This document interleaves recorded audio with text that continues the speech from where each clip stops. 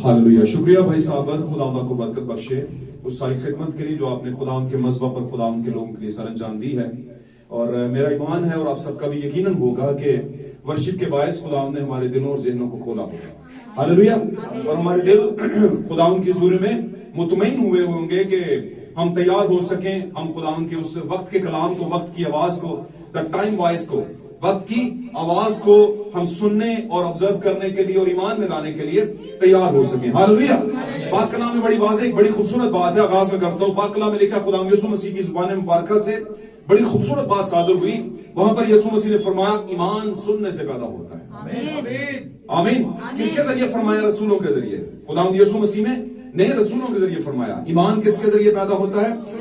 और सुनना मसीह के, क्योंकि नबियों में किसका रूह था? मसीह का रूह था। और रसूलों में किसका रूह था? मसीह का रूह था।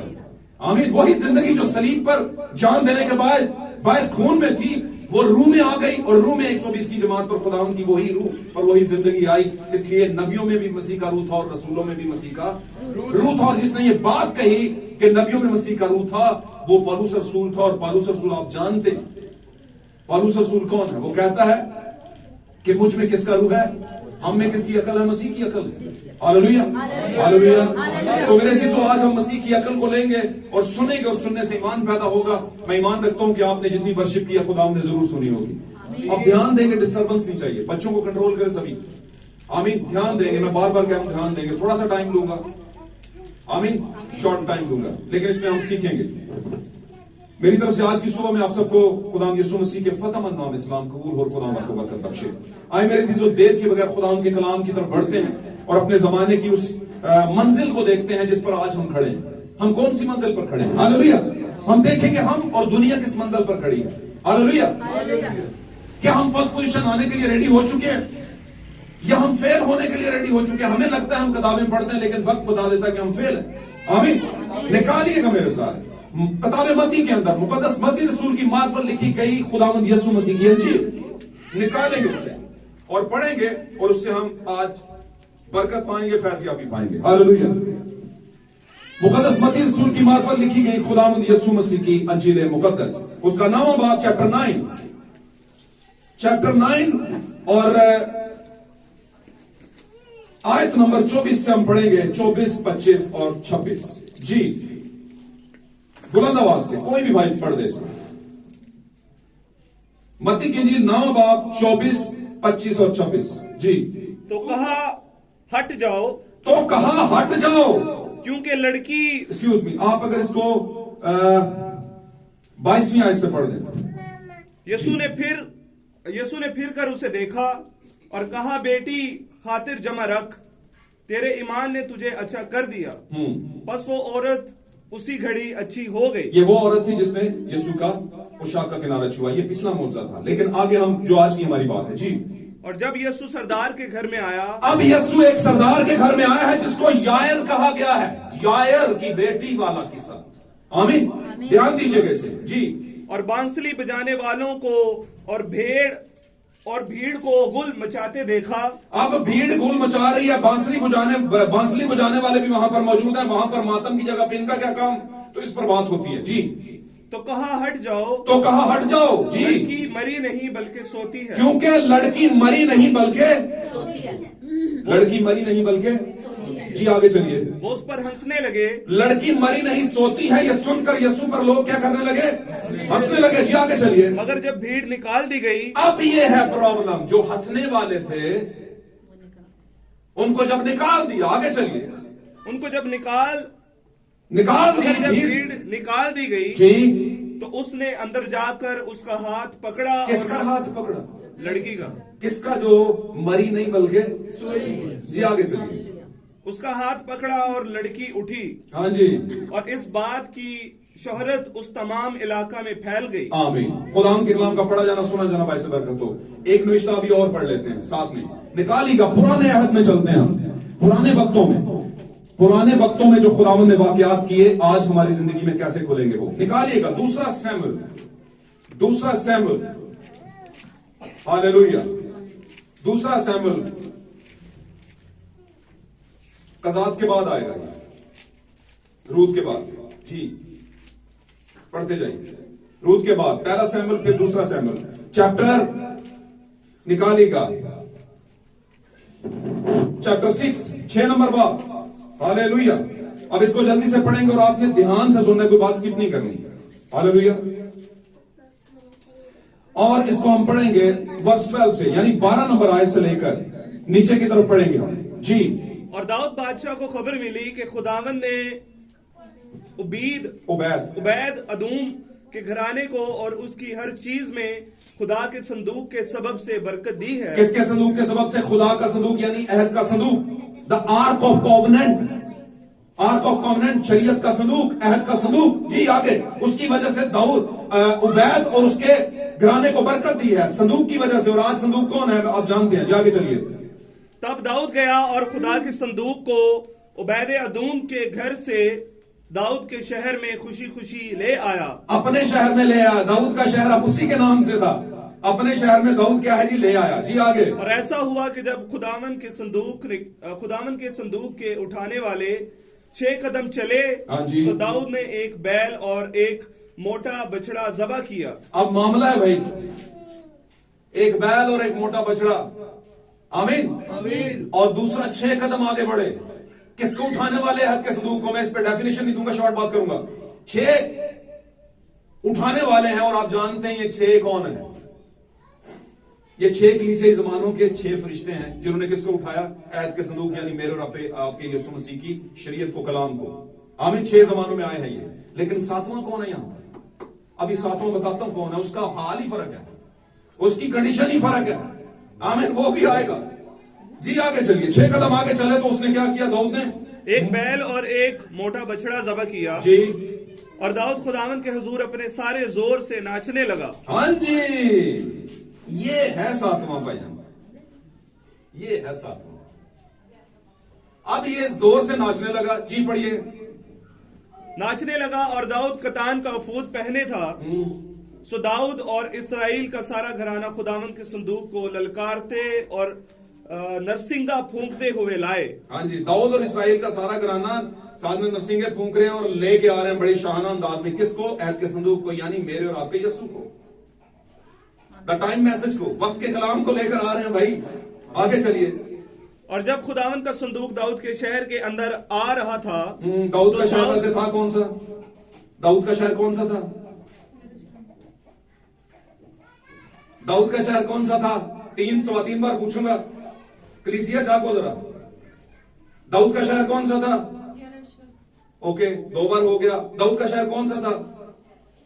क्योंकि मुझे मेरा जवाब मिलेगा तो मुझे समझ आएगी वो जवाब नहीं है जो आप दे रहे हैं। आगे चलिए। दाऊद का शहर कौन सा था? यार ये तो बड़ा मशहूर है। चलिए आगे बढ़ते हैं। फरिश्ते ने क्या कहा मरियम से, गडरियों से? आज दाऊद का शहर बैतलहम था। बैतलहम में बैतलहम ने पैदा होना था। रोटी के घर में रोटी के घर ने पैदा होना था। यीशु मसीह रोटी का घर है। The house of daily bread, रोज की रोटी का घर। उसने कहा तुम्हारे बाप दादा ने रोटी खाई, मन खाया, लेकिन क्या हो गए? मर गए। मैं हूं वो रोटी का घर, जो कोई इसमें से खाएगा कभी नहीं मरेगा, कभी भी नहीं। आमीन। तो भाई दाऊद का कौन सा शहर था? चंगे उड़न तैयार हुए हो। हम बिलीवर्स हैं, एंड टाइम वाले। वाह वाह वाह। ओहो, लिखा है खुदा के बेटे बाहर अंधेरे में रह जाएंगे। कितने हसी ना हो ये यार। अच्छा बाप वो होता है जिसे औलाद का दुख होता है। मैनू ਤੁਹਾਡਾ दुख है दाद ना दम कहना बच जो चंगे रहोगे, है ना। फर्जेदाई की क्लास में अटेंड कराया करो, फेल हो जाओगे। कुछ पढ़ के भी आया करो, सीख के आया करो और दिमाग में रखा करो, बरकत आए तुम्हारे अंदर। दाऊद का कौन सा शहर था? पूरी कलीसिया। क्या बात है जनाब। आगे बढ़ते हैं। मेरा मतलब आपको जिज करना नहीं है, मेरा मतलब सिर्फ आपको रास्ता दिखाना है। जी आगे। दाऊद के शहर बैतलहम में। अब क्या हुआ? उसने कहा इसराइल और दाऊद और पूरा इसराइल उसको शहर में लेके आएगा। आगे चलिए जल्दी से पढ़िए। और जब खुदावन का संदूक दाऊद के शहर के अंदर आ रहा था तो जी। साउल की बेटी, साउल की, ये कौन है? ये कौन सा साउल है? बनी इसराइल का एक पहला। साउल नए हजरामे का, एक साउल पुराने हजरामे का। पुराने हजरामे का साउल कौन? वही साउल जो दाऊद से पहले बादशाह था, जिसने खुदा के हुक्म को नहीं माना और खुदा ने कहा नबी जा उसे बता तेरी जगह पे दूसरा, और दूसरा पादरी कलीसिया में चलाएगा। हैं तो सही गल नहीं दस। अब ये साउल वो है।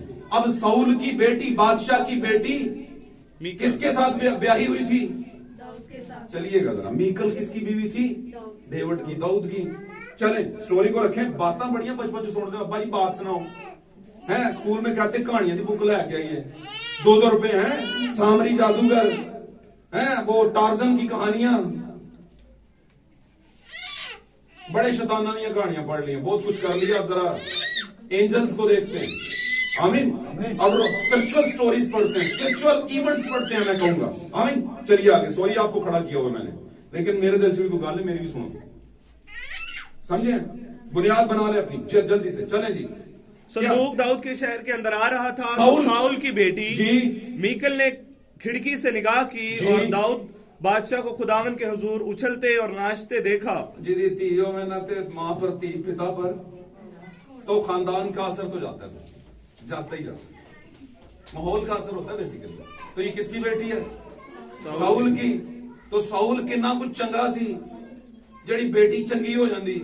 अब ये देख रही है खिड़की से, इसके कमेंट जरा समझ लीजिएगा। सो उसने अपने दिल ही दिल में उसे हकीर जाना। आए हाय, हस्बैंड नु किया जाना दूजियां चर्चल करते नहीं, उंज करोगे तुसी भी लादा, तुम क्रिसमस ट्री नहीं लाते इत्थे, कि की हो गया इतना की हुंदा? कुछ भी तो उसकी बीवी ओनू अगों हैं सुनांदी होए, ओ नहीं इंज नहीं करीदा, जे सारे चलदे नहीं उंज चलीदा। Very good. ते मैं कहना नमक दा खंभा भी एक बन गई सी, समझो ना? खुदा माफ करे, ऐसी बात करनी नहीं चाहिए, ऐसी बात सिखाने के लिए कह रहा हूं। तो बाहर से कोई आके नमक का खंभा नहीं बनी थी, लूत की ही बीवी बनी थी। अयूब को जो जलील कर रही थी वो बाहर से कोई औरत नहीं आई थी, उसी की बीवी कर रही थी। हननिया और सफीरा के आपस में मशवरे में जो ज्यादा कॉमन चीज थी वो हननिया की बीवी थी सफीरा, जिसने कहा थोड़े जो रख लेंगे। कोई गल समझ आंटी कि नहीं आंटी? तो भाई मुझे एक बात मैं अक्सर कहता हूं, चलें आगे बढ़ते हैं। अक्सर कहता हूं कि खादम नु कलीसिया नहीं चलानी। अगर जिस खादम को कलीसिया ड्राइव करे वो खादम नहीं होता। नो, जिस कलीसिया को खादम ड्राइव करे वो खादम होता है। कलीसिया का अगवा कौन होता है? रहनुमा कौन होता है? पादरी ड्राइव करवाता है, वो कहता है इधर जाओ इधर जाओ। यस्सु को भी ड्राइव कर दी थी एक चीज, रूह यस्सु को ड्राइव करके जंगल में ले गए। गाल समझ आंटी है तो बोलो आमीन। आमीन। अब कोई ना कोई तो किसी बदन को ड्राइव करता है, उन कलीसिया ड्राइव करे पादरी नु, ते पादरी ते क्या कमो फिर? आमीन। और रियाकारी की खिदमत हो जाएगी। आगे पढ़िएगा। हकीर जाना किया, निगाह की और उसे हकीर जाना अपने दिल में। जी। और वो खुदावन के संदूक को अंदर लाए। हाँ जी। और उसे उसकी जगह पर उस खैमा के बीच में जो दाऊद ने उसके लिए खड़ा किया था रखा। अब आखिरी याद पढ़ेंगे। मैं खास तौर पे 2 पॉइंट उठाए मैंने यहाँ पर। 6 कदम आगे बढ़े संदूक को उठाने वाले, और यहाँ पर दाऊद है जो ऐद के संदूक को लाने के लिए एहतमाम कर रहा है और नाच रहा है बड़े पूरे जोर के साथ। और उसकी बीवी मीकल जो कि साउल की नस्ल है, उसने निगाह की तो वो समझ नहीं सकी और उसने कहा ये क्या कर रहा है, ये इसे शर्म नहीं आ रही, क्योंकि जब नाच रहा था महब होके। मेरी बात समझ रहे हैं? अब मीकल का आखिरी पॉइंट ले लेते हैं। जी पढ़िएगा। और दाऊद ने सोख्तनी कुर्बानियां और सलामती की कुर्बानियां खुदावन के आगे चढ़ाई। 23वीं आयत, 6 की 23 आखिरी आयत। सो साउल की बेटी मीकल मरते दम तक बे औलाद रही। मीकल क्या रही? मरते दम तक बेऔलाद रही। खुदा आज के कलाम के पढ़े और सुने जाने के मुताबिक हमें बरकत दे। और अजीजों, इस कलाम के सादर होने के बाद आपकी जिंदगी में ईमान रखिए, ईमान रखिए, ईमान रखिए। हर चीज मुमकिन है। भाई बहन कहा करते थे, उनका एक फेवरेट गीत था और वो ये कहते थे, ये वो गीत है जो फरिश्तों को बड़ा पसंद है। Only believe, only believe, only believe, everything is possible. ईमान रखो, ईमान रखो, फकत ईमान रखो, हर चीज मुमकिन है।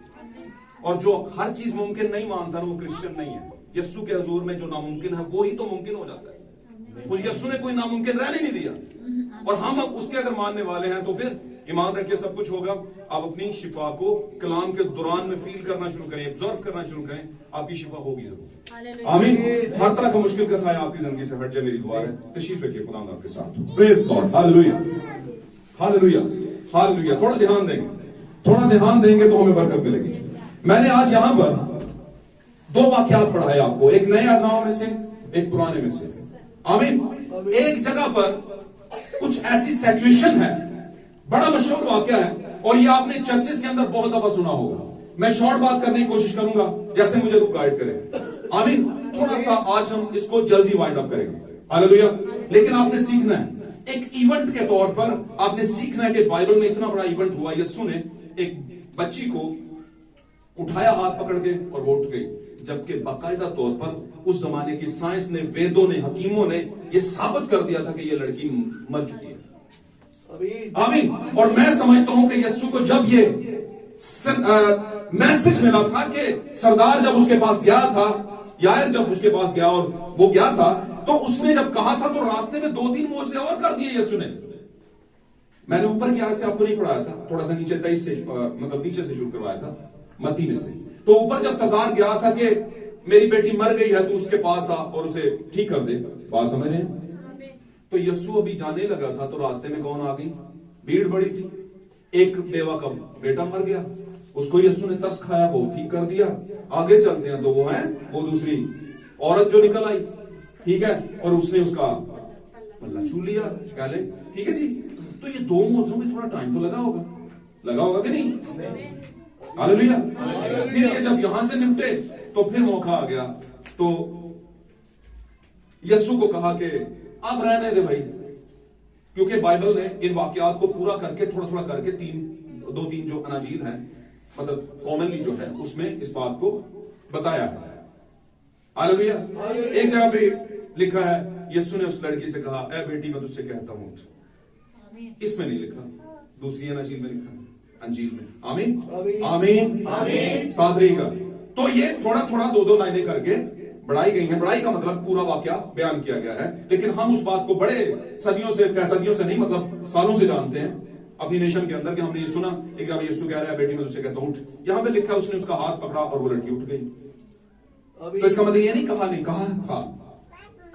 लेकिन ये वाकयात को जब आप जोड़ेंगे तो स्टोरी वाकया पूरा बनेगा। आमीन, हालेलुया। इसलिए बाइबल को कंबाइनली पढ़ा करें, स्टडी किया करें। एक वाकया को 2 जगह पे हम उसको दोनों को पढ़ें तो पूरी बात समझ आएगी, पूरी स्टोरी है। अब मुख्तसरन ये यीशु मसीह गए, यीशु मसीह जब जा रहे थे तो कहा भाई अब तो जरूरत नहीं, वो तो मर गई है। यीशु ने कहा फिक्र मत करो, लड़की मरी नहीं बल्कि तो ये क्या बात है?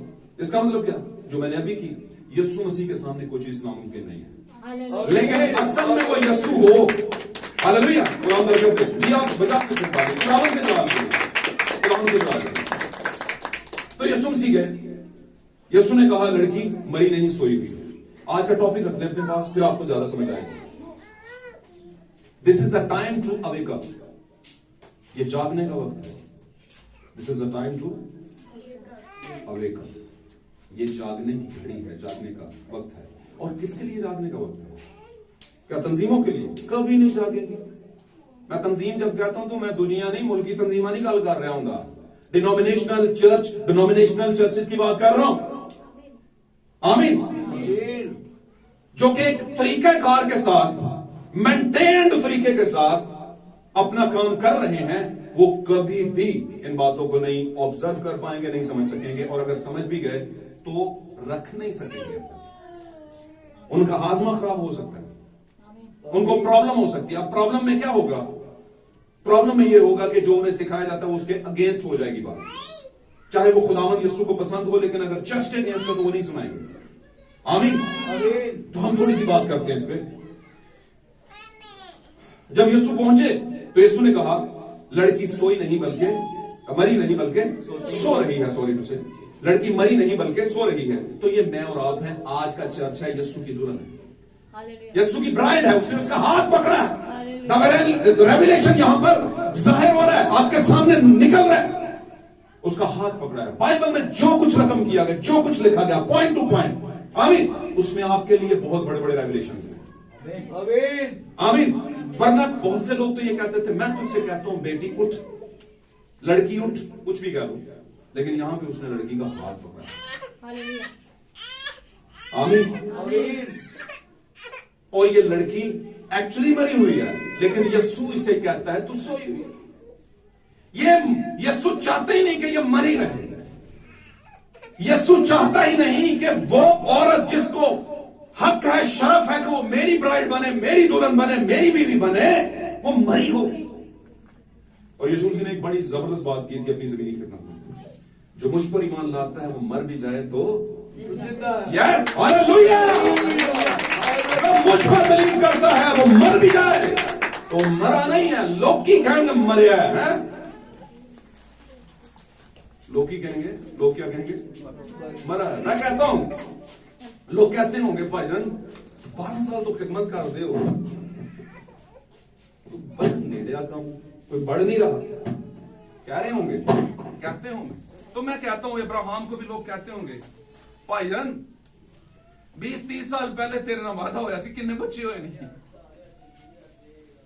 बात को रखें अपने पास। Abraham the father of nation, कौमों का बाप,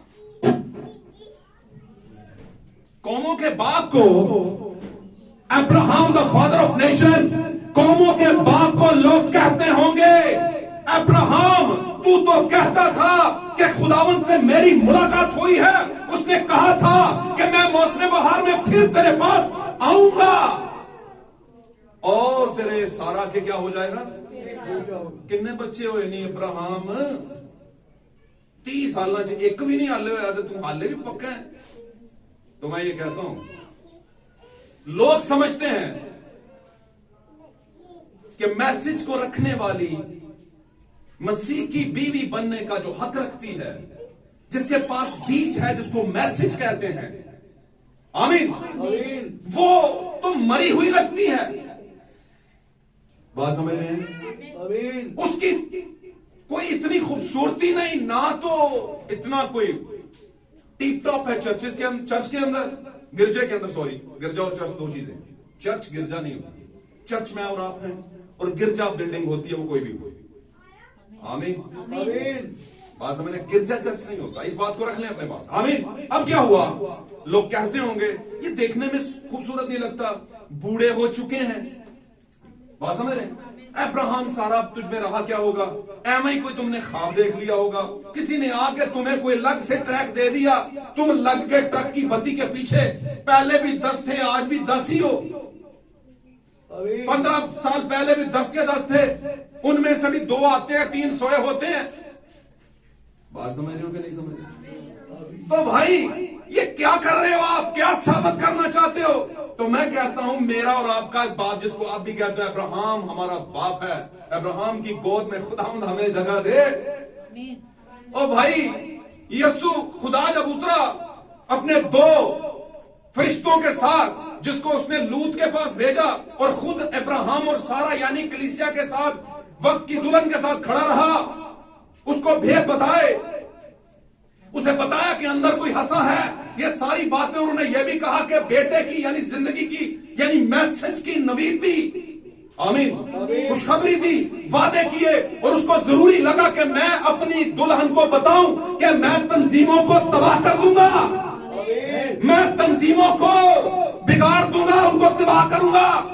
मैं तंजीमों के पास नहीं जाने के लिए नहीं आया, मैं तेरे पास रुकने के लिए आया हूं। और आप जानते हैं वो 2 शख्स सदूम और उमरा में चले गए, लेकिन खुदा यहोवा पाक खुदा अब्राहम और सारा के पास ही रहा। इसमें बहुत बड़ा एक भेद है। और मैं अक्सर कहता हूं, नबी ने बयान किया कि सारा और अब्राहम कौन है, उसने कहा दुल्हन है, दुल्हन की तमसील है सारा और अब्राहम, जिसके पास खुदा ठहरा हुआ है, उसको भेद बता रहा है, और अब्राहम में मसीह जाहिर हो रहा है। अब्राहम इंटरसेसर के तौर पर, दरमियानी के तौर पर आकर खड़ा हो गया बीच में, कहता है खुदावंद अगर 45 हुए तो फिर भी, अगर 30 हुए तो फिर भी तबाह करेगा। मेरी बात समझ रहे?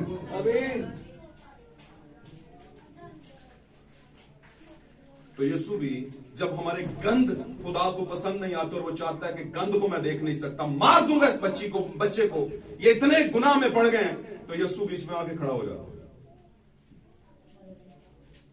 यीशु बीच में आके खड़ा हो जाता है इंटरसेसर के तौर पर, दरमियानी के तौर पर, और फिर खुदा कहता है ओके, अब ये मुझे तेरे खून के पीछे नजर आ रहे हैं, इसलिए अब के लिए माफी। तो जो शख्स, जो बहन, जो भाई, जो खादम, जो एनीवन, कोई भी मसीही है, बिलीवर है, जो यीशु के लहू के पीछे नहीं खड़ा, बचेगा नहीं। जिसके दरमियान में, खुदा और इंसान के दरमियान में जब यीशु खड़ा हो जाएगा, जिसके पीछे नहीं है वो बच नहीं सकता। तो मैं चलता हूं उसी विषय की तरफ, उसी मामले की तरफ, उसी टॉपिक की तरफ। तो वो टॉपिक क्या है? This is the time to awake up the church. ये कलीसिया के जागने का वक्त है। और ये जागना क्या है? यायर की बेटी दुल्हन है, दुल्हन की तमसील है, जिसको जगाने कौन आया है? आमीन। अब मैं थोड़ा सा चलूंगा इसी टॉपिक के अंदर, आपको 2 से 3 और बातें खास। यीशु आया, भीड़ लगी हुई थी, क्या बज रहा था वहां पे? बांसुरियां और शोरगुल हो रहा था। बांसुरी बजाने वाले और शोरगुल करने वालों ने अपना, अब उस जमाने में ये होता था कि कहते हैं कि जो ये साज बजाने वाले थे, ये गमगीन साज बजाते थे, और गम को और ज्यादा हवा दी जाती थी ताकि और ज्यादा लोग गम करें कि कोई मर गया। जैसे नॉर्मली हम कोई गीत ऐसा गा ले गम का तो हमारे आंसू निकल आते हैं, और गीत ना चल रहा हो तो नहीं निकल रहे हो। जैसे बच्ची की रुखसती होती है तो पीछे साडा चिड़ियां दे चंबल, चंगे पले जड़े ना जिन्होंने क्या कदी नहीं रोना आंदा, वो भी रो पड़ते हैं। क्यों? क्योंकि कुछ चल रहा होता है पीछे। बात समझ रहे हैं कि नहीं समझ रहे? समझ रहे तो बोलो आमीन। God bless you. समझे बात को? तो इसी तरह उस जमाने में बनी इस्राएल के अंदर कुछ रसूमात चल पड़े। आमीन। तो उस जमाने में अगर कोई मर जाता था तो कुछ बीन और बरबत वालों को बुलवाया जाता था, या मतलब साजिंदों को बुलाया जाता था। वो ऐसी सुर छेड़ते थे कि जिसकी वजह से लोगों को और ज्यादा गम होता था, रोना आता था। आमीन। अब जब उसने देखा वहां से तो उनको हटाया, भाईजान ये तो सुती हुई है, तुसी ये मरण दा मातम कर रहे हो, हट जाओ। अब ये कहना था कि ये सोई हुई है, सारे यीशु पे क्या होना शुरू हो गए? दुल्हे पे हंसना शुरू। क्या किसके लिए रहा था? अपनी दुल्हन के लिए नहीं, अपना इस बारे में भेद पकड़े। मैं जो भेद रेवलेशन बताने की कोशिश कर रहा हूं, यीशु लेने आ रहा है अपनी बीवी को, दुल्हन को, जो कि प्रेग हो चुकी है। किससे? उस बीच से जो खुदावंद का कलाम है, रेवलेशन। आमीन। टाइम रेवलेशन, आपके जमाने का भेदों भरा कलाम। आमीन। उसको लेने आ रहे हैं और उसका हाथ पकड़ेगा वो। आमीन। और यहां पर बाइबल में यार का जो हवाला और उसकी बेटी का हवाला दिया गया, ये मेरे और आपके जमाने के लिए एक बहुत बड़ा रेवलेशन। उसने सबसे पहले काम क्या किया? इससे पहले कि दुल्हन को जगाता, उसने भीड़ को निकाला। अब ये भीड़ क्या है? हमारी बहन है यहां पे, अक्सर दुआ में कहती है, खुदावंद हम किसी भीड़ भाड़ का हिस्सा नहीं, हम किसी बातों को कैच करें और अपने पास रखें। आज अपने से क्वेश्चन करें, क्या आप भीड़ भाड़ का हिस्सा हैं? You are you the part of the crowd? Any crowd, किसी भी क्राउड का हिस्सा है आप? नहीं, आप तो दुल्हन हैं, आप आस्तर हैं। हालेलुया। आप अपने जमाने की आस्तर हैं, जिस पर हमारे जमाने के एक्सपीरियंस यानी यीशु मसीह ने अपना आशा बढ़ा दिया। उस जमाने में जिसको पसंद किया जाता था उसके लिए आशा बढ़ा देता। बादशाह के हाथ में आशा था, पढ़िएगा, जाइएगा अस्तर की किताब में। और मैं अक्सर कहता हूं कि अस्तर कौन से बैकग्राउंड से आई थी? माथे पे किसी के कुछ लिखा नहीं होता। आमीन। बात करे कोई तो निसबनामा खुलता है। अस्तर कहां से आई थी? गल करेगी तो पता चलेगी केड़े खानदान भाई। अस्तर बनी इस्राइल की बेटी थी, याकूब के घरानों से आई थी। आमीन। यानी खुदा के खास लोगों से, अगर मैं इसे मुख्तसर कर दूं। आमीन। अगर ऊपर नीचे हो जाए तो खुदा हम सबको माफ करे, लेकिन वो खुदावंद के चुनीदा लोगों में से, इलेक्टेड वन से आई थी, मुंतखब, जो खुदा के चुनीदा वन है, चुनीदा लोग, बरगजीदा लोग, वहां से आई थी।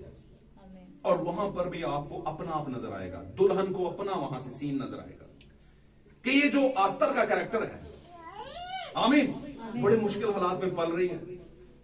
आमीन। उसका चचाजाद भाई था, आमीन, कजन था उसका, और उसके कजन ने उसे बेटी करके पाला है जी। और वो खुदा को मानने वाले थे। पूरा जो जमाने का इसराइल था वो अक्सीरस बादशाह के उसमें आ चुका हुआ था, और हुक्मनामा जारी कर दिया हुआ था उसके वजीर ने या मुशीर ने कि जनाब बनी इसराइल को मरवा दो, ये कौम तेरे खुदा को नहीं मानती। मैं इसको मुख्तसर करता हूं। तो ये सिचुएशन चल रही थी, और इसी असना के अंदर खुदावन ने आस्तर को इस्तेमाल किया। खुदावन ने आस्तर को, और उससे कहा गया, उसके भाई ने, जो उसका भाई था लेकिन बाप बना हुआ था, उसने उसे मैसेज भेजा कि तू अपनी कौम को बचाएगा, तू बादशाह के पास जा दरख्वास्त लेकर। और वो चली गई।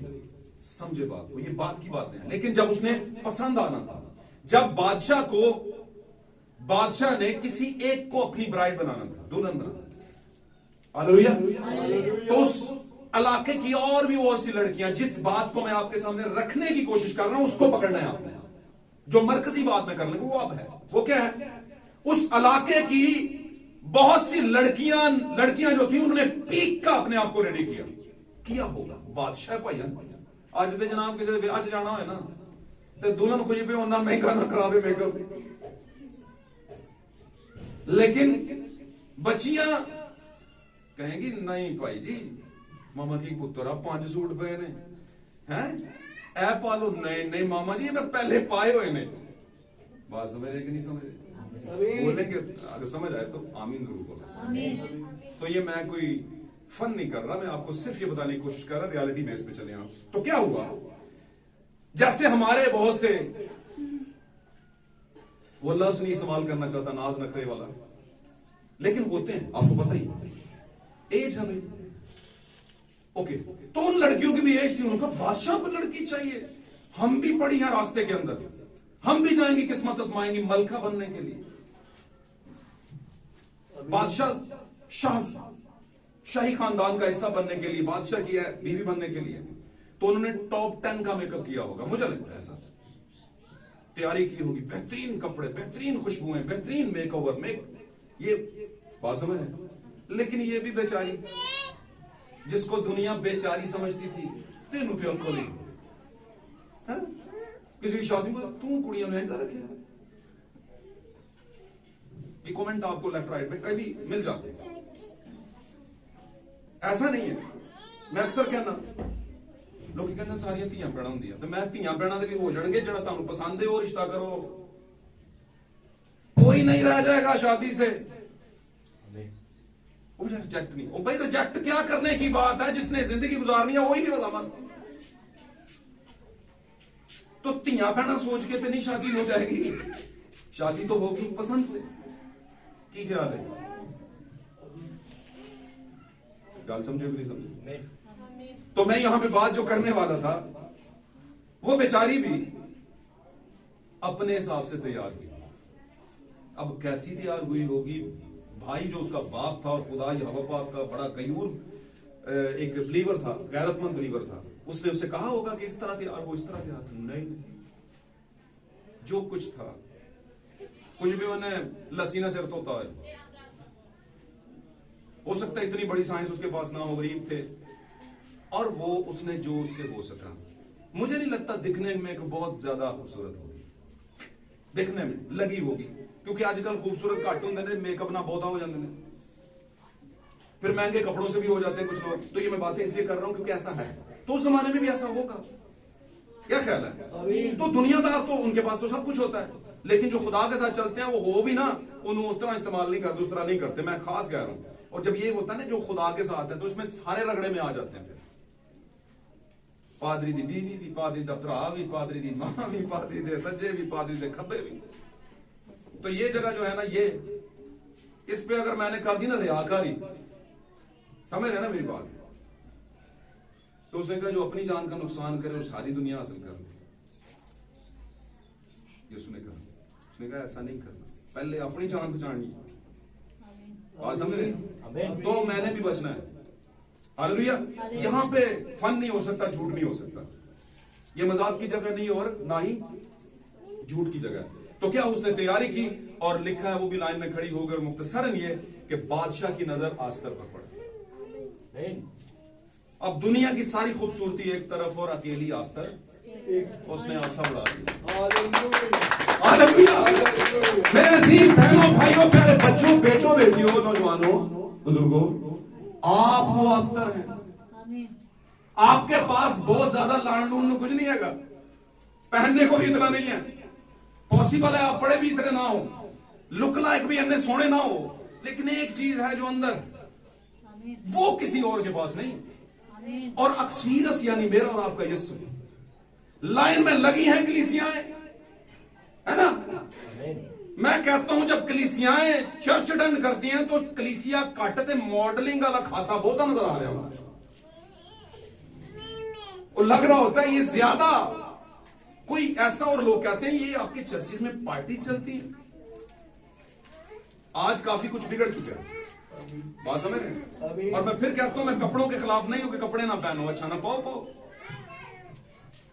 लेकिन ये भी साथ में कहता हूं कि बहुत दफा जो खुदावंद के साथ बड़े प्योर हो चुके होते हैं, कुछ मकसद लेकर उठते हैं कि हम यीशु के साथ क्यों हैं, हम क्या हैं, हम यीशु के क्या लगते हैं, तो फिर वो अपना आप देखना शुरू कर देते हैं, देखने का मतलब सीधा करना शुरू कर लेते हैं। हालेलुया। तो मेरे अजीजों, वो आस्तर कोई और नहीं थी, मैं और आप थे, वहां से ये मुकाशफा निकला। हालेलुया। ये लड़की मरी नहीं थी, मर चुकी थी दुनिया की नजर में, और इसी वजह से लोग हंस रहे थे, क्योंकि दुनिया हमेशा साइंस को लेकर आगे आती है। वो कहती है भाई जी ऐ गल कर दो तो साबित करो, है जी, ऐ गल कर दो, क्यों कर दो, साबित करो, ये बात साबित करो, वो बात साबित करो, तो फिर माने। और आज दुनिया में हजारों सैकड़ों के हवाले से जो मिशनें बन चुकी है, क्यों है? क्योंकि एक कहता है साबित करो, दूसरा कहता है तुम साबित करो, बात समझ रहे। एक कहता है मैं साबित कर देता हूं, दूसरा कहता है मैं नहीं मानता, तो फिर साबित करने का फायदा। हालेलुया। समझे इन बातों को। तो जितनी भी कलीसियाएं हैं ये, और बीच में आस्तर भी, ये सारी खड़ी हैं एक्सपीरियंस के सामने, पूरा पूरा कवर अप कर रही हैं अपने आप को, सबके पास कलाम है और उससे मेकअप अपने आप को कर रहे हैं, लेकिन वक्त बता देगा कि किस पर खुदावन का आसा आता है, और वो वक्त खुदावन ने बता दिया हुआ है। Hallelujah, hallelujah. अब मुझे बताइएगा मूसा के हाथ में क्या था? मूसा कौन था? क्या उसका क्या बना के खुदा ने उसे भेजा था बनी इस्राएल के पास? मूसा को खुदा ने कौन से कमीशन के तौर पे भेजा था? कौन सा स्टेटस देकर भेजा था? स्टेटस मैं आसान लफ्ज़ों में बात करता हूं, कौन सा रुतबा देकर भेजा था? जा यार, तुमके लिए खुदा होगा।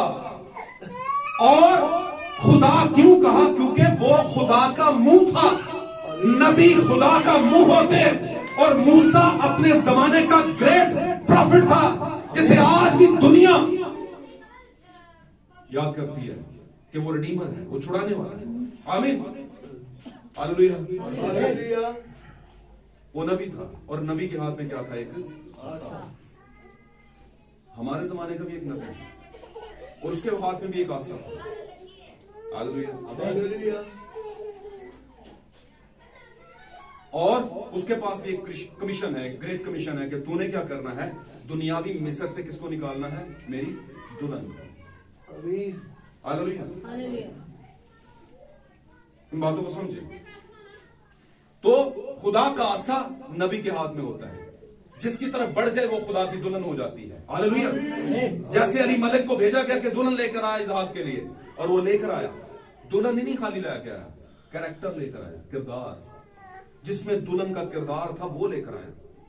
और किरदार क्या था? उसने कहा मुझे खुदावन किस तरह के किरदार वाली चाहिए, जो मुझे भी पानी पिलाए और मेरे को भी। हालेलुया। तो खुदा अपने नबी के जरिए क्या ढूंढ रहा है जमीन पर? कैरेक्टर, किरदार। वैसा ही रखो कैरेक्टर जैसा कि यीशु का भी, वैसा ही रखो मजाज का मतलब कैरेक्टर, बिहेवियर, एटीट्यूड, रवैये वैसे ही रखो जैसे यीशु के भी थे। आमीन। तो यीशु को पता था जिसको मैं जिंदा कर रहा हूं, आने वाले वक्तों में इसमें से रेवलेशन खोलेगा नबी। आमीन। तो मेरे अजीजों, वो लड़की मरी नहीं थी यीशु की नजर में, लेकिन साइंसदानों की नजर में मर चुकी थी। साइंसदान कौन? साबित करो। और साबित ये होता था मर चुकी है, डॉक्टर ने कहा मर चुकी है, वेदों ने कहा मर चुकी है, लोग हंस रहे थे, क्यों? क्योंकि साइंस साबित कर रही थी मर चुकी है। लेकिन साइंस को बनाने वाला साबित कर रहा था कि ये सोई हुई है। जिसने साइंस को बनाया, हालेलुया, वो कहता जा रहा है कि सोई हुई है। उन्होंने कहा नहीं हम हंसेंगे, तो उसने कहा पहला काम मैं करो हंसना लेना की करो। तो अब आप एक बात ज़हन में रखें भाई, आप कम बिलीवर हैं ज्यादा बिलीवर हैं, आपके पास कम दाने हैं ज्यादा दाने हैं, लेकिन हैं सही दाने, ये मुझे पता है ना। आपके पास कम मैसेज का कलाम है, इसको कम बिलीव कह रहा हूं, कम आप इस पर इंप्लीमेंट करते। एक होता बिलीव करना, एक होता इंप्लीमेंट करना, एक होता ईमान रखने हैं जो भाई तुम कह रहे हो सही, एक होता ऐसी देते अमल कर रहे हैं। तो अमल कम करते हैं ज्यादा करते हैं, नो प्रॉब्लम, वो हो जाएगा आहिस्ता आहिस्ता। लेकिन ईमान नहीं रखते ना, तो अमल कर लो जितना मर्जी, बात समझ रहे हैं? तो ईमान रखना दुल्हन के लिए जरूरी है। तो यस्सु मसीह जो साइंस का